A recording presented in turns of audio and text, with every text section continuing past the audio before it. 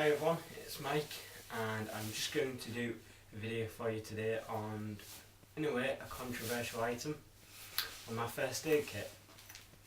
Now, some people choose to carry a first aid kit, some people don't, but for me, when you have tools and stuff like that, I just feel safer carrying one. This is my large first aid kit. You've all seen my Adventure Medical Kits Ultralight 5, which is like my day medical kit, but this is, the big one. If I am actually going away, like quite a few miles away, I would take this. It has some fairly good items in it, to be fair. Now, it's up to you whether you carry a medical kit or not, but I choose to do that. Now, the reason we're inside and not outside today is purely because it's incredibly windy, and my camera is already quiet enough. You can probably hear the wind now. My camera microphone isn't that good. It already makes my voice fairly quiet, so it just wasn't practical to film outside, so I'm sorry about that. But let's get down to what is inside this kit. Now, I keep it in a Ramir's canvas pouch. Seems to hold everything fairly well, and I do have room for more stuff that I may actually put in. So I'll just go through the contents. Literally, that's all you actually need to know, is what I would put in it. So first of all, we have some Savlon antiseptic wound wash. Great stuff. I use it all the time if I get a little cut on my finger or anything like that. Just spray it on, wash your wound, and it helps you out a lot. Next, we have some antiseptic cream. Again, great for cuts, scrapes, grazes, anything like that. I would recommend, if you buy new, putting Germaline in, because Germaline actually has a mild anaesthetic in it, which obviously is going to help you with pain. Sorry about that, guys. My parents decided to turn the TV on downstairs, so I've moved position.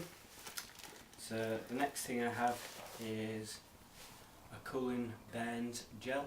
Now, I really recommend you have something to do with burns, because when we go out to the woods, we generally have fires and stuff like that, and you do get little burns and things like that. So it's one of the things I have. Now, the next thing I have is a small roll of the microporous tape for taping on dressings and stuff like that. It's the multi-use item there. Now, I have some wipes, some hygiene cleansing wipe, so for cleansing the skin or cleansing your hands, obviously with us being in the woods. A really good item, keep everything sterile, try and stop infections. I also have some adhesive fabric dressing. Really good little thing, for keeping your dressings on and stuff like that.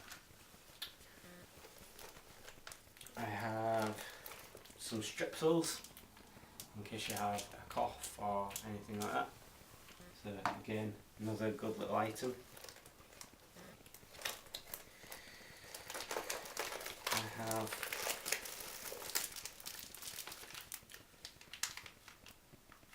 sterile wound dressing, another wound dressing, and like a cotton bandage type dressing, more for wrapping things like sprains and stuff like that.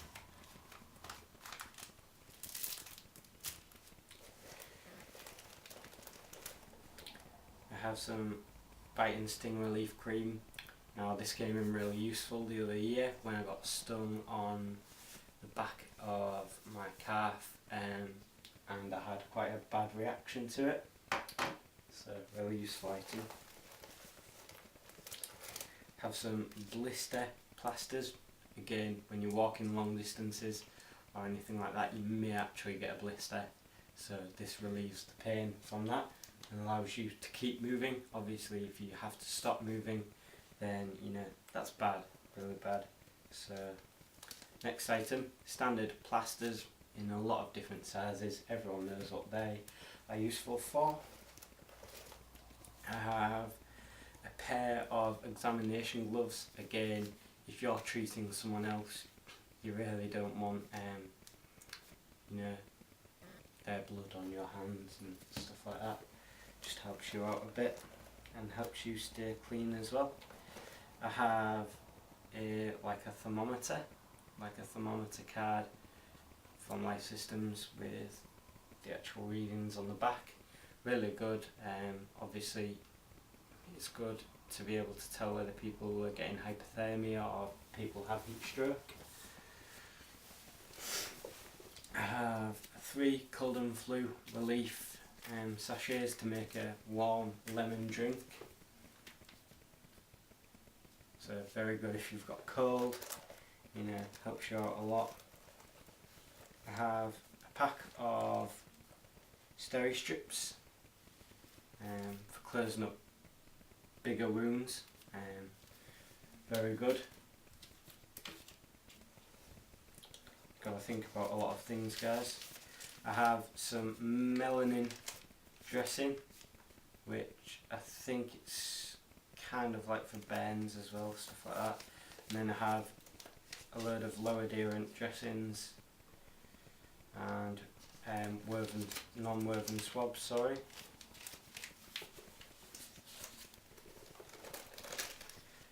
Load of different type of tablets in there.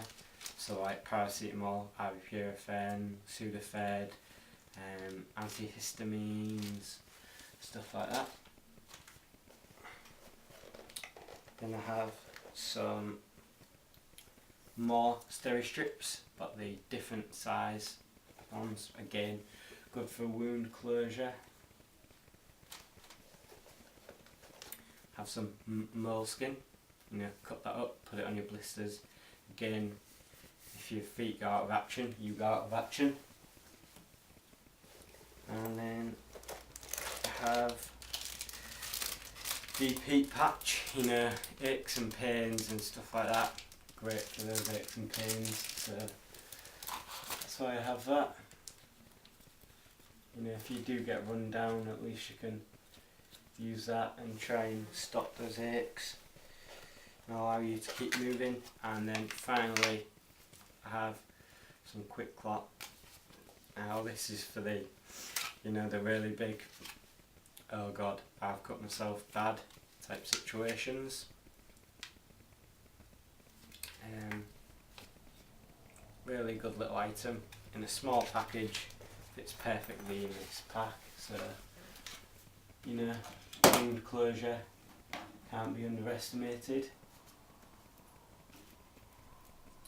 So what I'll do is I will just get the camera and give you a close-up of the actual items. So guys, here are all the items laid out for you. Just give you a quick close-up on the type of things we have. You've obviously seen them all already.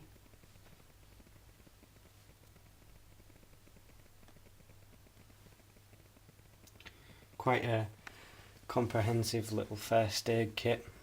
It will look after the majority of things that I need to look after. So what I will say, guys, is thank you for watching. I hope you've enjoyed this video, and I hope it's gave you some little ideas of things to put in your first aid kits. All this stuff here has been bought from shops or took from little other first aid kits, but majority was bought from like Boots and Superdrug in the UK. So I'm sure you can just go to Tesco and get yourself enough items for first aid kit and enough stock to keep restocking it if you do actually get any injuries or anything like that. Again, I feel safer carrying one. You might not want to carry one. That's totally your decision. So thanks for watching, guys.